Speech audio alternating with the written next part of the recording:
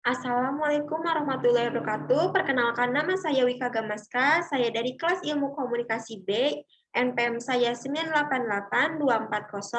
988240512111038. Sebelumnya saya berterima kasih banyak kepada Bapak Sukaprayanta Pandia selaku dosen pengampu mata kuliah karakter building.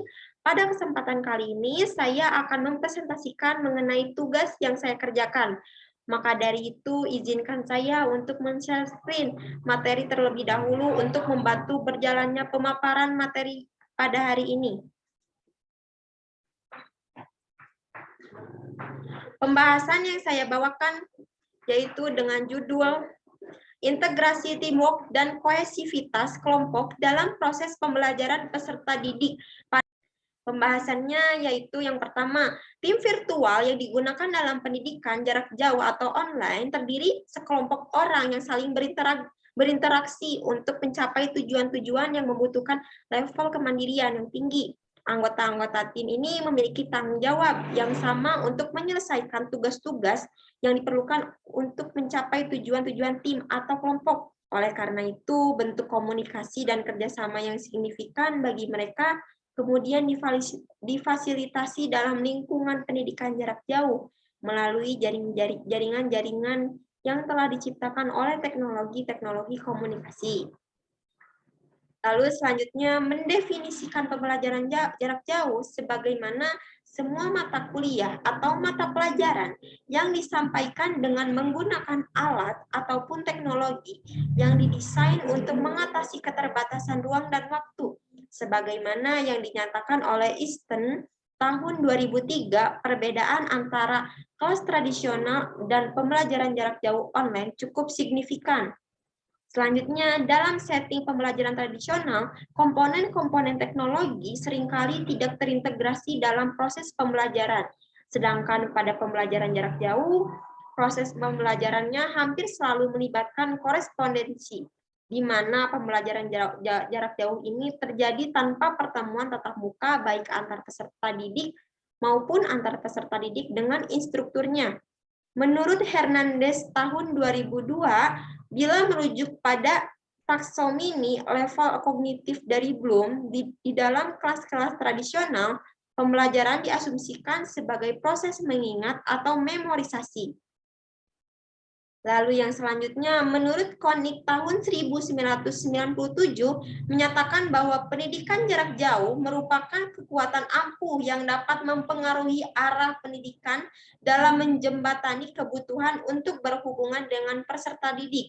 Dengan menggunakan teknologi informasi, peserta didik yang tergabung dalam ranah pendidikan jarak jauh online atau cyberspace, di lain pihak dapat mengalami rasa kesepian yang disebabkan oleh perasaan isolasi yang dialami mereka.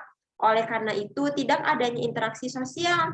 Pada hakikatnya, mengimplementasikan aktivitas pembelajaran berbasis kelompok atau tim dapat meningkatkan efektivitas program-program pendidikan jarak jauh seiring dengan meningkatnya interaksi peserta didik.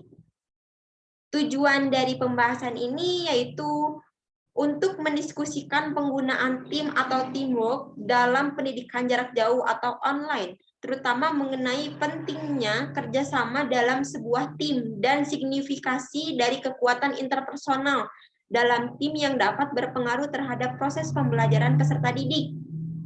Adapun manfaatnya, yaitu pembelajaran jarak jauh, siswa lebih hemat karena kita tidak perlu datang ke sekolah dan tidak perlu mengeluarkan ongkos untuk jalan ataupun untuk menaiki angkutan umum, dan tidak perlu untuk membeli bensin pakai angkutan pribadi. Dengan duduk diam di rumah, kita bisa melakukan kegiatan belajar. Dengan hal ini tentunya menghemat pengeluaran para siswa. Adapun dampak negatif atas pembelajaran jarak jauh, yang pertama, ancaman putus sekolah. Yang kedua, ancaman penurunan capaian belajar. Yang ketiga, ancaman kekerasan terhadap anak. Dan yang keempat, ancaman pernikahan terhadap anak. Kesimpulannya, bahwa tingginya level proses belajar peserta didik dalam setting dan konteks pendidikan jarak jauh terjadi sepanjang kepercayaan atau kohesivitas dan orientasi terhadap teamwork yang menjadi ruh atau spirit yang eksis dalam proses tersebut. Oleh karena itu, infrastruktur memfasilitasi peserta didik untuk memilih kelompok mereka sendiri dan juga memfasilitasi perkembangan lajunya tingkat kepercayaan atau trust dan tingginya level interaksi. Semakin terfasilitasinya perkembangan komunitas pembelajaran online melalui forum-forum diskusi, maka peserta didik akan merasa semakin terfasilitasi dalam pemerolehan pengalaman, interaksi sosial, dan information sharing.